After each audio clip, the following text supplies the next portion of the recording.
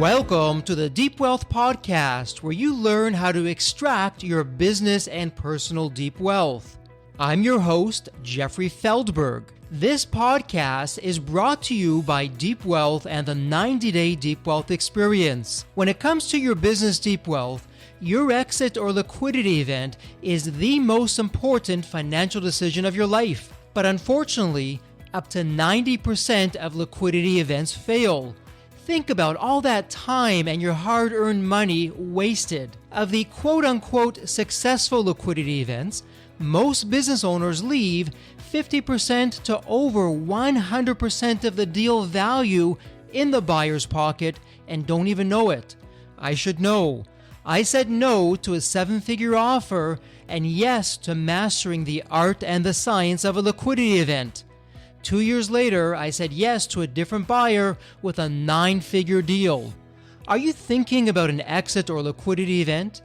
Don't become a statistic and make the fatal mistake of believing the skills that built your business are the same ones to sell it. After all, how can you master something you've never done before? Let the 90-Day Deep Wealth Experience and the 9-step roadmap of preparation help you capture the best deal instead of any deal. At the end of this episode, take a moment and hear from business owners like you who went through the Deep Wealth Experience. Belinda Clemmensen is the author of Women, Leadership, and Saving the World: Why Everything Gets Better When Women Lead.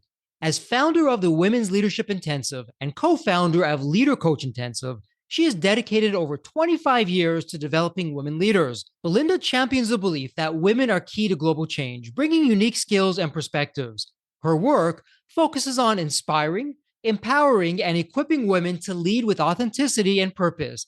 She emphasizes the importance of women embracing their identities in traditional leadership roles and using their strengths to enhance organizations and communities. Welcome to Deep Wealth Podcast. Well, you heard the official introduction. And for all you guys out there, are you missing it in terms of having some of the most talented, incredible individuals on your team because you don't know how to welcome them or have an environment? And for all you ladies out there, perhaps you're not knowing all the right strategies to take yourself to the next level. So that's exactly what we're going to be doing today with Belinda. And I'm going to put a pause on it right there. Belinda, welcome to the Deep Wealth Podcast. An absolute pleasure to have you with us. And I'm curious, before we kick things off, there's always a story behind the story. So Belinda, what's your story? What got you from where you were to where you are today? Thank you so much for having me. I'm really excited to be here. In terms of my story, I started doing leadership development work very early on in my career. I've always loved it. And so I started working with a lot of organizations, helping them and helping their leaders get better at what they do. Did that for about 20 years, loved it, felt very fulfilled. And then at a certain point, I started to feel that the work that I was doing was not having the kind of impact that I wanted to have. I almost felt like I was contributing to a model that I wasn't sure that I really believed in myself. And I was supporting organizations to create cultures that, again, I didn't feel served all people equally. So I had to ask myself some hard questions in terms of if that wasn't the work that felt valuable and values aligned to me anymore, then what would be? And I didn't want to completely abandon leadership development because it was a passion of mine and I built a huge body of work. And so I thought if supporting leaders in those organizations was not it, then what was? And I kind of went back to my feminist roots. Somewhere around age 45, I was really thinking about, I'm going into this last third of my career. Once I hit 50, what do I want it to be about? What kind of impact do I want to have? And when I went back to my feminist roots and I started looking at how are we doing in terms of women in leadership and the progress of advancing women, I realized that a lot of the same issues that I felt and noticed back in my youth as a girl and a young woman were still present for women today. And we've made progress. We've made amazing progress, but there's still a lot of work left to be done to get us towards actual equity and inclusion. And so I really shifted my practice at that point, almost starting over fresh and saying, okay, let's turn our attention to really supporting women in leadership, women in the workplace, and helping organizations create cultures that are truly inclusive for all people.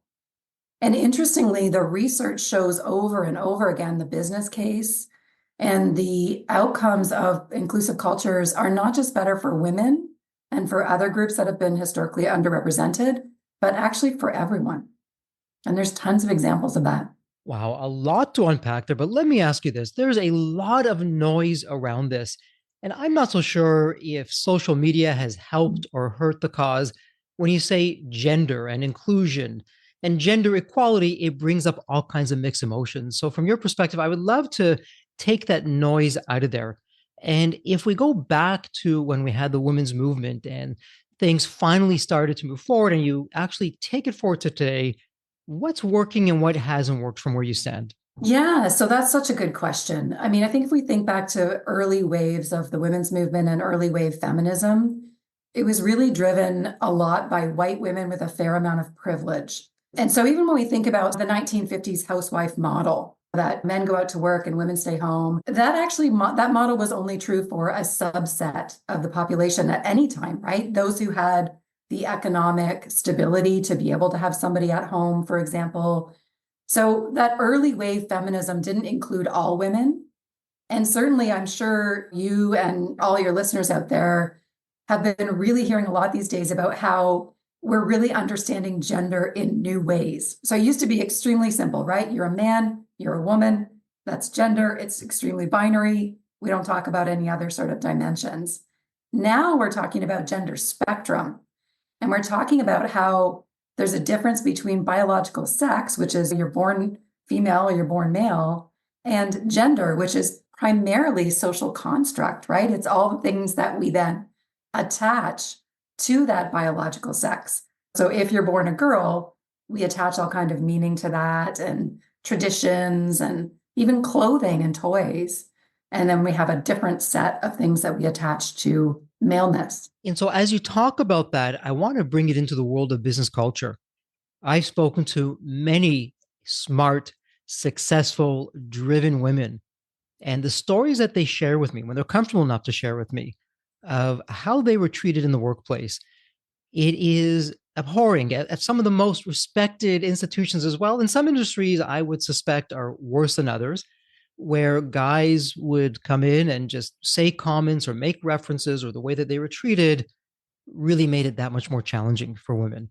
And so when it comes to a culture, so if I'm a business owner and I happen to be a male business owner, culture wise, what do you want to tell me? What do you want me to know that I can ensure our culture is doing and supporting to ensure that all people feel welcome and we're going to get the best out of them and that we're doing the things right, not good intentions gone bad?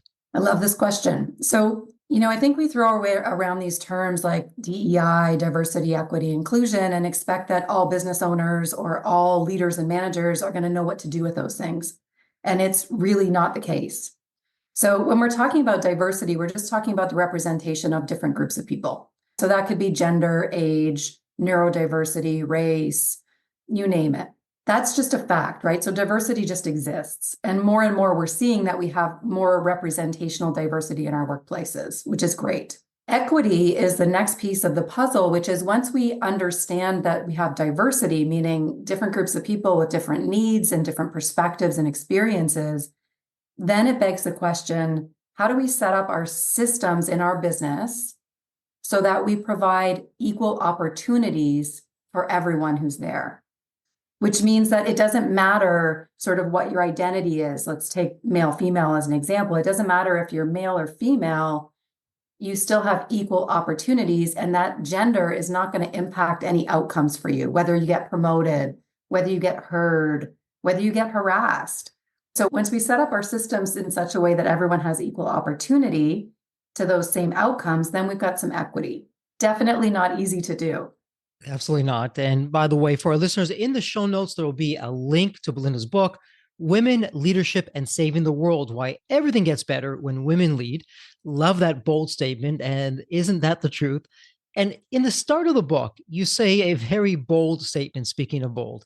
And for all you listeners out there, whether you're male, female, listen to this, because Belinda, you're saying you're living in a world that wasn't built by or for you. So, big statement. What's going on with that? Share with us what you were thinking when you put that in the book.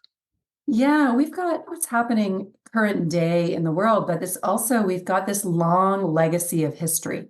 So the reality is that North America has a history that is colonial and patriarchal, which means that those things were baked into our systems and institutions. Now, we've changed some of those, but some of them persist, right? So the way that we set up workplaces, the way that we set up governments, the way that we set up social systems still have remnants of that history in them. If you think about, there are still gender roles today where we expect different things from men and different things from women, right? That's historical. We're carrying that with us from our grandparents and our parents into today. And it's hard to unlearn those things. And as you talk about that, we're going to go down a different rabbit hole, but it really is all tied together because I know in the book, chapter 6, actually, equality begins at home. And if you're a parent out there and you have young children, particularly if they're boys, there's a lot that you can do right now as you raise the next generation of leaders. So for all those parents out there, what do you want them to know? What should they be doing? What should they not be doing? Yes. So I think there was a time where we could say, what happens at work is work, what happens at home is home, and never the two shall meet. It was very separate. I don't think that's the case anymore. And I don't think it's the case for any gender today. I think there are lots of men who have a lot of household caregiving, domestic responsibilities that they did not have in generations past, which again, I think is all to the good. However, it does have an impact on how we show up at work and vice versa. And so when we think about equality at home, we know that globally, women still carry the burden of domestic and caregiving work, definitely of emotional and social labor as well. And so equality at home means that if you have a household where all adults are in the workforce, then how can you create your systems at home so that they are truly equal? So that both of those working adults have equal opportunities when they go out in the workplace. So I always give people this advice. I say, start by making the invisible visible. We all do a million things every day in our households that nobody else knows we do and that aren't really seen. And so I say, make a master list of all of the household tasks, including the emotional labor. So that's where somebody's birthday is coming up and you remember that and you reach out to them. Or somebody needs comfort in your community or in your household or in your family. So make a list of all of those things so that they become visible and people know about them. Only then can you divide those things up equally and say, okay, who's doing what?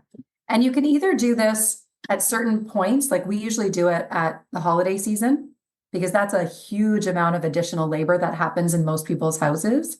So at the holiday season, you make the master list and you divide it up equally. But you can also do it just in general for your household. And as you're doing the division of labor, thinking about, am I being gendered in the way I'm approaching this? So that am I teaching my daughters to cook and my sons to change the oil in the car? Can I flip some of that around and say, let's teach everybody to change the oil in the car and let's teach everybody to cook? How can we start to unlearn some of those learned assumptions and gender roles from our pasts? And Melinda, as you talk about that, I've had guests on the podcast and offline I've had conversation with leaders in their own communities, both men, both women. And the narrative that I hear, and you can tell me if you agree or disagree, and there's no right or wrong, this is all where we stand personally. There's some women leaders that said, hey, listen, women's rights have been terrific. That said, in some areas, it's gone too far because now women are being raised to act like men and men are being raised to act like women. And there's a yin and a yang. There's just some natural energies with a dynamic in a relationship with a man and a woman, what a woman does, what a man does, that we've really changed or altered. And as a result of that, the quality of relationship or the quality of life has gone down. So what would you say to that? Do you agree with that? Do you not agree with that? What's going on? Yeah, I think ideal state, I would say, is that everyone's allowed to be their full human self, And so, yes, there are some women who would prefer to do traditionally feminized types of roles in their lives. And I say power to them, right? The goal here is that people get to be the full expression of who they are. And same for men. I personally, in my life, my spouse, who's male, did a lot of childcare work when our son was young. And he got a lot of criticism, right? He was not included in a lot of spaces that were for moms, not dads. And so my goal here, I think, is to create or to have conversations that help create an inclusive space where everybody gets to be who they are, not just because they're male or female or any other sort of identity, but there's not limits on that. So it's not my job to tell somebody you should be one way or the other, nor is it anyone else's job to do that. So what I'm hearing from you can tell me, Jeffrey, you're on base or off base. It sounds like what you're advocating for is within a community. That community could be a business community. It could be between a couple. They're having this conversation. Hey, what really resonates with you? This is what really resonates with me. And at least we have that conversation. And then we can figure out what that looks like, regardless of whether it breaks the stereotypes or it doesn't. It works for us. That's what really counts. That's what matters. And we can then take that, pay it forward, and share what we're doing perhaps with others. And so let me ask you this, because at Deep Wealth, when we're meeting with a business, particularly the founder or the business owner, and we have this thing and we say, show us your team and we'll tell you your future. Because the quality of the team has everything to do with the dollars and cents. So let's talk dollars and cents now, because it ties directly into this issue in a way that maybe most people either haven't thought of or didn't realize. And the fact of the matter is, if we have a culture that's excluding really any one of the genders or a gender type or a certain kind of person or a certain kind of circumstance, what if that missing team member was someone who could have created a market disruption, taken our business to the next level? And in fact, look no further than the pandemic. Thankfully, it's in the rearview mirror, but it showed us people left, employees left, terrible commutes, terrible bosses to find a different working arrangement. And so again, it goes back to workplace culture and being accommodating. So for perhaps male dominated industries or businesses that are looking to welcome more women into the senior leadership team, into the company, what would you say to them? Yeah, I would say, I mean, we do a lot of work in male-dominated industries, actually, which is great because they are looking to try to increase their numbers, right, of women and get closer to parity. And the reason they're doing that, again, is it comes back to this business case that shows that diverse leadership teams outperform homogeneous leadership teams anywhere between 25 to 36% outperformance in terms of financial performance alone, right? So even if your profitability and bottom line are your priorities, diversity is still going to help you get there. And so the thing about creating inclusive cultures is that when we start to understand the benefits of diversity, right? We've got diverse perspectives leads to better innovation, as you said, more potential to understand a broader range of customers and other stakeholders. So we get all those diverse perspectives around the table and it helps us make better decisions, essentially. For listeners, did you pick up on that 25% to 36% increase? I mean, that is huge. That's a game changer. And if you do that year over year, that's just staggering. And let's flip it now to businesses or industries that are more traditionally welcoming to women, not men, who are looking to also open up the culture, bring in men, perhaps bring in a different type of energy, a different way of thinking, different skill sets. What would you say to them? Yeah, I would say, I mean, when we talk about diversity, we need to talk about it going in both directions, right? Interestingly, because of the history that we have, industries that are traditionally female dominated tend to be lower paying and lower status. So you think about things like early childhood education, nursing, retail, hospitality, domestic labor. Those are all historically feminized professions, and they tend to be low paying and low status. And it's precisely because they're feminized. Because when women went into the workforce in the early days, their salaries were considered to be secondary or supplementary to the household income. They were not breadwinners and they're not primary earners. And so those industries where they went into originally were seen as industries where we didn't need to pay women a lot of money because it was just extra money. It was really the men's industries where we needed to concentrate the pay so that households had enough to live on and raise children. Now that we've sort of shifted that up, and that's not the case anymore, a lot of women are breadwinners, then we're seeing men migrating into those industries like nursing, for example. And as a result, when men move into those industries, the salaries go up. And so as we're going down this path, it sounds like it's really a different mindset, a different way of looking at things. One of my favorite terms is that resilience trumps resources. So in other words, if we're creative, that creativity, regardless of all the money that you could have, oftentimes will lead to a better outcome. And it sounds like when it comes to this, we really need that resilience to think out of the box, to think differently. But let me ask you this. You're right. You said something earlier, the diversity, equity, and inclusion, DE&I, that movement has gotten a lot of steam. But in many ways, when I speak to people out there, it also has a lot of pop marks against it that it hasn't really worked. It's failed. It's done more damage than good. So, from your perspective, Belinda, what's going on with that? What are some lessons learned of what hasn't worked that we can bring into the home and into the workplace? Well, I think a recent report just came out by McKinsey and Lee that shows that actually 96% of organizations are still investing either at the same amount or at a greater amount in DEI. So I think we've definitely got some media noise about this, but most organizations are still on the path, which is great. I think where we've run into some issues is that we've created an adversarial kind of environment around this to say, for example, we're going to blame white men for everything. Right. And I think there's a lot of white men who come to our sessions who feel that way. They're hesitant to speak up. They're hesitant to participate in the conversation because they've been burned. And I always say that our job really is to call people in, not call people out. And we are all doing the best that we can with what we know. And if we were raised in a society that has this colonial or patriarchal history, then of course that lives in each one of us. Women too. Right? This is not just something that men have carried forward. Women have carried it forward too. And so I think it's for all of us to have a lot more grace and compassion for one another and say, we're all trying to learn something new here and we're trying to learn it together. And that honestly is the only way that we can do this. In terms of doing this, so Belinda, I know you have different kinds of tools and strategies, whether it be coaching or programs. So if I'm a listener and I'm saying, okay, you know what, Belinda, this makes a lot of sense. I want to do this in my organization, but I don't want to spend the time spinning my wheels. Some things work, some things don't. I really want to get it right the first time. And now I'm coming to you. Okay, Belinda, why don't you embed yourself into the organization or train us of what we should be doing? What does that look like? What's your process? How long does that take? And what are we doing?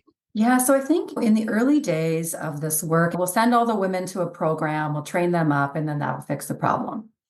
And then realize that actually that's helpful. It's not that it isn't, but we also then need to also do work on the culture at the same time. And so that's kind of the approach that we take. We've got some really powerful transformative leadership programs for women to help prepare them to level up and take on that next level of responsibility, whether it's promotion or expanding their sphere of influence where they are. Those are very powerful programs. On the other side, though, we're also working with the sponsoring organization to do a bit of an assessment of their own culture. How inclusive is it?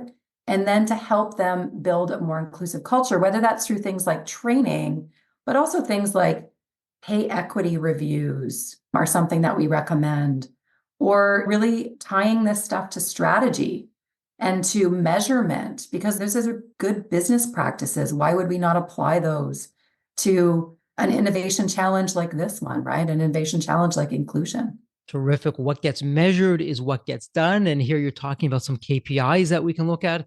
So, what would be some of those KPIs that coming out of this episode, I can go back to my office, look these things up and see where we rank? What would be perhaps one or two KPIs that really could move the dial either in, hey, we're not doing enough. We better pick things up here. Oh, yeah, we're in the right spot. Let's keep on doing what we're doing.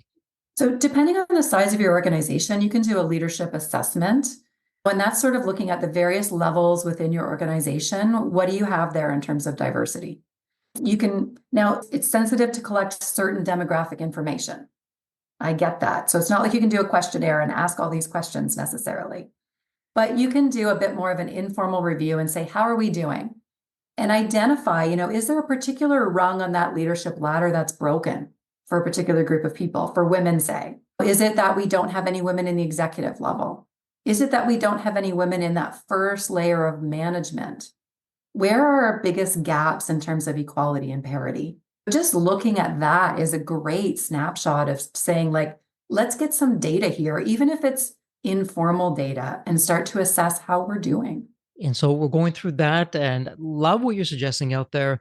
As you're unpacking that, it brings up really, I don't know if I would call it an observation, a complaint, somewhere in between. And it's a little bit of a slippery slope. I'll throw it out there. Let's see where it goes.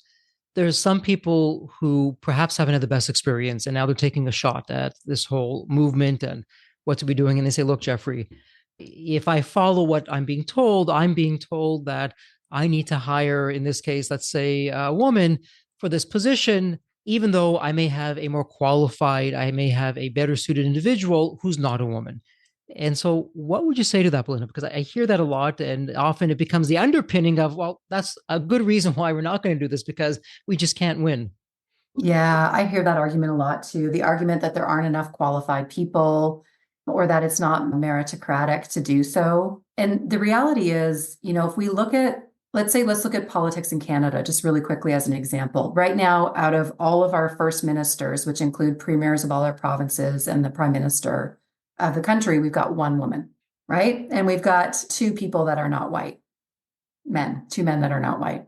And so we look at that and say, like, based on the demographics of Canada, let's take the gender one because it's so easy. It's 50-50, right? Women are just over 50% of the population. But in political representation, we've got one at those upper levels. Does that mean that if we are basing that on who is the best candidate for the job, that we truly believe then that it is people who are male and white who are better at the job because they have those positions?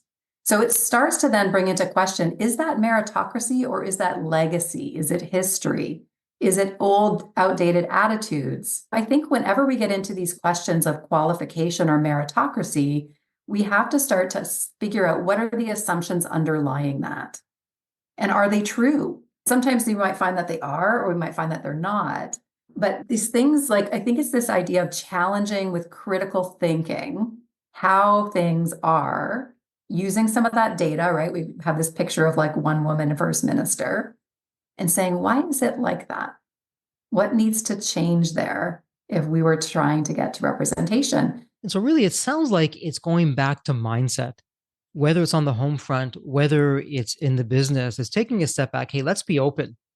Why don't we challenge the status quo, as you're saying, of what if our beliefs weren't the right beliefs, or they became outdated, or the world around us has changed, but we haven't, and we're acting as though things have stayed the same. And as we both know, the only thing constant in business, in life, is change itself. It's always moving, it's always adapting. And so, where are we on that spectrum? And so, Belinda, how can we measure that? Because sometimes we just drink our own Kool-Aid and we don't see it the way that it is because everything's great the way that we've been doing it. It'll be like this for the next 100 years and life is grand when it really isn't. Or we're like the emperor with no clothes. The people around us in the workplace are afraid to pull us aside. Hey, Jeffrey, yeah, our culture is way outdated, or those beliefs just don't work anymore. It's having me feel uncomfortable, but they don't have that safety net or that comfort to come out and say that. So how do we deal with that? First of all, I think that's really well summarized, what you've just said there in terms of sort of what needs to happen with those challenges to the status quo. And I think it starts with the art of reflection. Can we challenge our own thinking? Can we start to ask ourselves some of those harder questions? Or maybe we need to surround ourselves with people who think differently from us and hear their perspectives and some of the questions or different ways of understanding things that they have. Sometimes we get a little too stuck in our own bubble, right? Of, as you said, of sort of like people who think like us, people who agree with us. And it's comfortable and it's easy to a certain extent, but I don't think it pushes us to grow in the way that we can grow if we've got people around us who challenge us a little bit more. And again, this is another plug for having diversity on your leadership team. If you've got leadership in your organization and everyone just nods their heads and agrees with each other, you're potentially heading for a crash because you're going to miss something.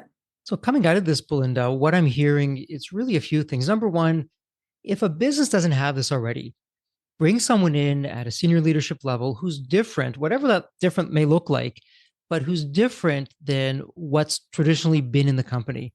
But that's not really enough because you're right. If they're all yes people or afraid to speak up, we're really wasting our time, effort, and money on that one. So it's not enough to have different people, different diversity. It's now an opportunity. Okay, what's really going on? Jeffrey, tell us your perspective. You're new here. You come from a different background, a different world. What are you seeing? What's working? What's not working? And as hard as it may be, that we listen without getting emotional, without challenging, without pushing back, of what's really going on. How am I doing with that? On base, off base? Yeah, I think it's the art of courageous conversations that we're looking for, right? And to know that, yeah, I will get defensive, right? When somebody challenges my perspective, I will get defensive, and that's part of the process. It's okay. It's part of the what Brene Brown calls like rumbling, that piece. And the other thing I would say is when you talk about bringing someone in who challenges perspectives or sees things differently, bring at least two. Because if you are the one, that is a really hard position to be in. If you're the one person who's always like, hey, I think we need to look at this differently, it's so easy to get exhausted and burnt out from playing that role all the time. If you can bring in at least two people who are going to challenge and sort of push that assumptions a little bit, challenge the status quo, it's great. I mean, it's exciting, I think. It's not easy, but it's meaningful. What I like about that, there's strength in numbers. So it's not just the one person who may be, oh, geez, I don't know, was that right? Was that not right? Oh, look, so and so is feeling the same way. Okay, I'm not off base on this. It's really the same thing going on over here. So there's some confidence there. And there's a little bit of a safety net that's going on with that. And Belinda, as you're talking about that, I'm thinking of my two daughters who at the dinner table constantly remind me, hey, daddy, no, you can't say that anymore. It doesn't work like that. Here's how it really is. And I'm always being reminded. And they're comfortable to say that because they have each other there and they're just pairing or teaming up with each other. So it really is a winning combination as you put that out there, and would agree with that. So, as a business, if I haven't done this before, where do I begin to look in terms of bringing different backgrounds, different people, different perspectives in? What does that look like? Because again, old habits often die hard and it's Mhm. tough to get out of that. So, what would be some strategies that I can think about on that one? Well, I think, once you've sort of done an audit to say, like, do we actually have those differences in our organization? Then you can say, okay, what's missing? And that's where you might want to get some help with somebody else. We tend to continue to hire people who are like us, right? In the absence of process or in the absence of trying intentionally to do it differently, we tend to sort of bring in those people that we're comfortable with. And can we start to intentionally look for some people who are going to make us a little uncomfortable or are going to see things differently? We see this with intergenerational diversity a lot in the workplace, right? We've got millennials and Gen Zs who are coming into the workplace, really challenging some of the values and beliefs of those of us who are a little older. I'm a Gen X. And I think I kind of like picked up on the boomer work ethic. That's what I sort of went into the workplace doing and valuing. And now I've got millennials and Gen Zs who are saying, I don't know if that's the way this place should run, or I don't know if that's the expectation that we should have for our workforce. Or like you said, your daughters who they were raised with this vocabulary around diversity that we were not. And so can we listen to them and let them lead us in some of these ways as an example? And Belinda, as you're talking about this, what I often think about is people on the personal side, they will hire, let's say, a trainer who will meet them at the gym, put together these programs. They're doing that maybe every day, but maybe once a week or a few times a week. But the business is every day. And oftentimes on the business side, we just don't do that. And we're fumbling our way through and we're really failing if we're honest about it. Now, maybe this is the program, maybe it's not. I know you have a number of programs, but you have this 1 year long program. It's an intensive program. There's 3 different retreats. And what jumped out for me when I was preparing for us to talk today, I love the words that you use for each of the phases: purpose, power, presence. And 3 words really say so much. And so, for our listeners, as you're thinking about this, and if you're feeling uncomfortable, terrific. That's great news. Congratulations. You're starting to realize, hey, maybe something isn't quite right, but you're not alone. You don't have to go through this on your own and kind of fumble your way through this and waste a lot of time, effort, and money. You can work with someone like Belinda and team, go through one of a variety of programs. Perhaps it's with a group, perhaps it's one on one. Belinda, what's going on with that? What would be some things that our listeners can think about to really kickstart this whole effort to open things up at the business, which I suspect will also go back into the home front and really on both sides, we're making a huge difference. It always impacts all sides. I think as a leader, as a business owner, as you said, we can get really caught up in just the day to day. And it's hard to sometimes lift up our heads and be able to take the time to think about this kind of work, right? To think about what kind of a culture do we want? How could we get there? And so I always recommend, I think every leader would benefit from having a coach. Just somebody in their corner who is going to support them, is going to ask them some of these questions, get them out and sort of higher level thinking above the day to day. And that's why our programs use those terms, purpose, power, and presence, because when we think about our leadership, there is all the day-to-day stuff of leadership. I mean, I don't discount that. I live it. But there's a higher calling here for a leader or a business owner. Most of us do this work because we are trying to do something meaningful, something fulfilling, something purposeful. And it's easy to lose focus on that when we're wrapped up in the day-to-day of getting everything done and looking after everything in the business of the organization. So can we intentionally carve out time that is really for reflection, thinking, unlearning and relearning, getting some support to do that, whether that's a program like the one that we run, whether that's a business coach, whether that's a mastermind, or whether that's training. I think there's lots of avenues to open up some of that thinking and to really give ourselves time to do that work of leadership, not just the nuts and bolts of leadership, if you will. And Belinda, perhaps one of the first steps a listener coming out of this episode can do, because we always want every episode to have a low-hanging fruit. An action doesn't take a lot of time or effort, but has really a high ROI. And perhaps that's getting your book and reading it, Women, Leadership, and Saving the World. Again, it's in the show notes. It's a point and click. It doesn't get any easier to at least familiarize yourself. Okay, what's going on out there? What's some of the terminology and the language that's going on? What are some of the tools and strategies? And once I have that as a foundation, okay, now I'm going to reach out to Belinda and team and see what's right for me. As you say, maybe it's coaching, maybe it's a mastermind, maybe it's a year-long program, maybe it's some of the above, all the above, something in between, but at least to begin that conversation. Because what I suspect, and I've heard this anecdotally, so data points of 1 or 2 or 3, with technology, people anywhere in the world can now do a lot of the functions and jobs and leadership roles that used to be the exclusive domain of having to be in a particular city, in a specific office. That's no longer the case.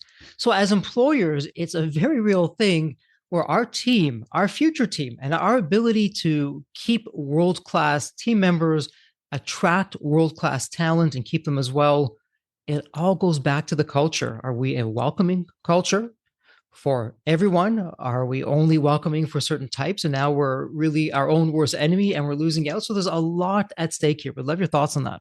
Yeah, I think that's so true. A lot of our clients are working hard to recruit and attract this talent, but then they're having trouble retaining because of the culture piece. And so if we're doing, again, we have to sort of be coming at this from all angles. If we're just doing one piece of it and saying, okay, well, let's get the representation in the door, but then we're not working on the culture, then we're going to lose people. And we see this, for example, with women in STEM. We're doing a much better job now of educating women in STEM type programs and even getting them first entry-level jobs, engineering jobs, industries like mining or construction or different things, but then they don't stay.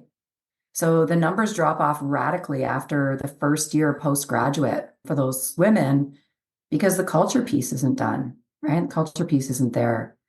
And so I think you're absolutely right that we will start missing out on these sort of top talent pool if we're not working on business culture. And that's true it's definitely true for big businesses and in industries like that, but it's true for small business too. And so much of what's happened in the retail space where there's now online reviews. So before I can buy a product or I go with a service, I can do a quick search, just a few keystrokes. And now I'm getting reviews from people, best thing ever, or stay away from this. It's happening like that in the workplace as well. There's different sites, one site, Glassdoor. And speaking of Glassdoor, I'll always remember when they did a survey. And what they wanted to find out was why people either stayed in an organization or why they took up a new opportunity and left an existing organization. And the top of the list, it wasn't money, because at first blush, oh yeah, people are leaving because they have better offers elsewhere. Money was actually towards the bottom of the list. Top of the list, it was business culture. What's the leadership like? What's the organization doing? Because when you think about it, in the workplace, oftentimes, whether it's virtual, whether it's in person, we're spending more times with our teammates than we are with our family. And so culture is absolutely everything. So, Belinda, let me ask you this before we go into wrap up mode. Is there a question that I didn't ask or a topic that we didn't cover? Or is there a message that you want to get out to the community? think there's a question unasked, but I just wanted to sort of what you're talking about with culture and with that survey. It's like culture is behavior at scale. And culture is also set by leaders in an organization, whether that's business owners or other leaders within the organization. And I think that's why for us, we're really focused on leadership as that driver of those healthy, positive, inclusive cultures. And I know that it's an additional responsibility because leaders have so many other responsibilities on their shoulders, but the ones that are working on it, I think are really experiencing the benefits, both personally and in their companies. Well said. And again, for our listeners, so many takeaways that are here and really opportunities, doors waiting to be open that have been there, but perhaps up until today have remained invisible, but no longer so now. And really, it's a question of knowing isn't enough. It's taking action. So, what are you going to do today? So, for our listener, before you go on to that next activity, when this episode is done, or that meeting, that phone call, whatever it's going to be, what are you doing now that, because knowledge is power, but only if you put some action behind that. Speaking of action, it's a great segue, Belinda, into our wrap-up question. It's a tradition here in the podcast for every guest. I have the privilege, it's the honor to ask this question. It's a fun one. Let me set this up for you. When you think of the movie Back to the Future, you have that magical DeLorean car that will take you to any point in time. So now imagine, Belinda, it's the fun part. It's tomorrow morning. You look outside your window. Not only is the DeLorean car there, the door is opened. It's waiting for you to hop on in, which you do. And you now go back to any point in your life. Belinda, as a young child, a teenager, whatever point in time it would be, what are you telling your younger self in terms of life lessons? Or, hey, Belinda, do this, but don't do that. What would that sound like? Oh gosh, you really you've caught my vintage here with the DeLorean car, because that's definitely part of my youth.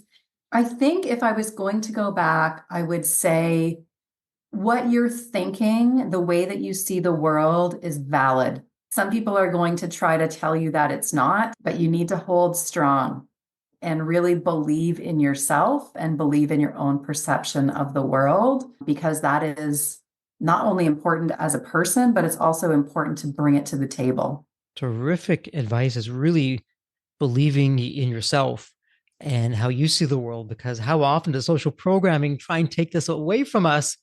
And really, if we go along that way, maybe in the moment it feels good, but we look back, hey, something's missing. It doesn't sound right. It doesn't feel right. Something's off here. So I love that advice. And Belinda, if someone has a question or they want to work with you or they want to have a strategy call with you, where's the best place online that they can find you? Yeah, they can find me through our website, womensleadershipintensive.ca, or just shoot me an email, belinda@womensleadershipintensive.ca. I'm very open to conversations. These are the things I love to talk to business owners and organizations about. So, well, it doesn't get any better. And for our listeners, Belinda gave her email address. Take her up on that offer, have that conversation. She's been there. She's done that. She can save you a lot of time and effort and give you some insights. Well, Belinda, congratulations. This is a wrap. Thank you so much. And as we love to say here at Deep Wealth, may you continue to thrive and prosper while you remain healthy and safe. Thank you so much.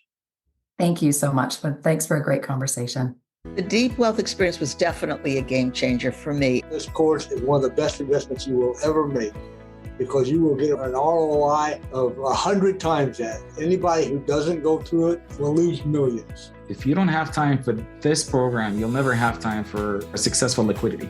I mean, it was the best value of any business course I've ever taken. The money was very well spent. Compared to when we first began, today I feel better prepared, but in some respects, maybe less prepared, not because of the course, but because the course brought to light so many things that I thought we were on top of that we need to fix. I 100% believe there's never a great time for a business owner to allocate extra hours into his or her week or day. So it's an investment that will yield results today. I thought I will reap the benefit of this program in 3 to 5 years down the road. But as soon as I stepped forward into the program, my mind changed immediately. There was so much value in the experience that the time I invested paid back so much for the energy that was expended. The Deep Wealth experience compared to other programs is the top. What we learned is very practical. Sometimes you learn stuff that is great to learn, but you never use it. The stuff we learned from Deep Wealth experience,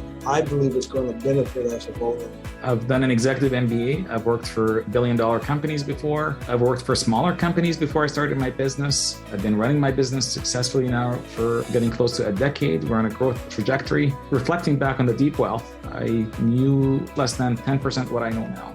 Maybe close to 1% even. Hands down, the best program in which I've ever participated. And we've done a lot of different things over the years. We've been in other mastermind groups, gone to many seminars, workshops, conferences, retreats, read books. This was so different. I haven't had an experience that's anything close to this in all the years that we've been at this. It's 5-star, A+. I would highly recommend it to any super busy business owner out there. And Deep Wealth is an accurate name for it. This program leads to deeper wealth and happier wealth, not just deeper wealth. I don't think there's a dollar value that could be associated with such an experience and knowledge that could be applied today and forever. Are you leaving millions on the table? Please visit www.deepwealth.com/success to learn more.